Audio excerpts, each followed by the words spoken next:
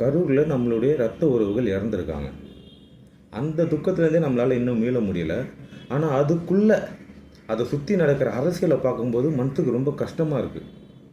நம்ம எல்லாரைய விட இந்த இறப்பு விஜய் அவர்களை பெருசாக பாதிச்சிருக்கோம். இது நம்ம மனசாட்சிக்கு தெரியும். ஆனால் பாதிக்கப்பட்டவங்களே குற்றவாளி ஆக்குறது எப்படி இருக்குது?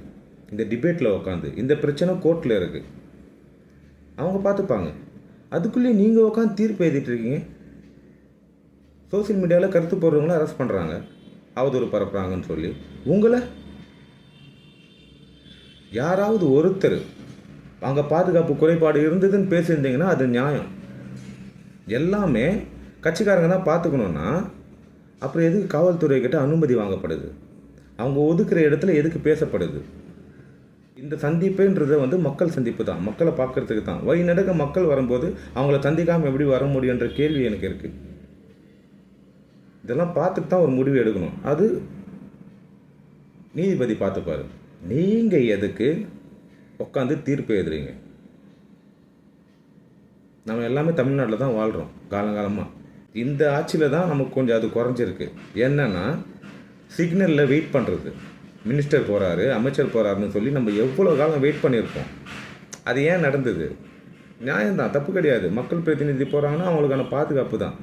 விஜய் அவர்களும் மக்களால் நேசிக்கப்படுற ஒருத்தர் தானே, அவருக்காக பெரிய கூட்டம் கூடுது தானே. அங்கேயே அந்த பாதுகாப்பு குறைஞ்சதுன்னு யாருமே பேசவே இல்லையே. திருமாவளவன் பேசுகிறாரு, அவர் கூட்டணியில் இருக்கார் ஆளுங்கட்சிக்கு, அது பரவாயில்ல. சீமானண்ணன் பேசாமல் கட்சியை கழிச்சிட்டு டைரெக்டாக ஆளுங்கட்சி கூட போய் சேர்ந்துடலாம், தப்பே கிடையாது. ஒரு எதிர்ப்பு பாதுகாப்பு குறைபாடு இருக்குது அப்படின்ற ஒரு கருத்து வரவே இல்லையே. இது ஒரு விபத்து நடந்துச்சுன்னு சொல்லிட்டீங்க, ஓகே. ஏன் இதை பற்றி பேசுகிறோம்?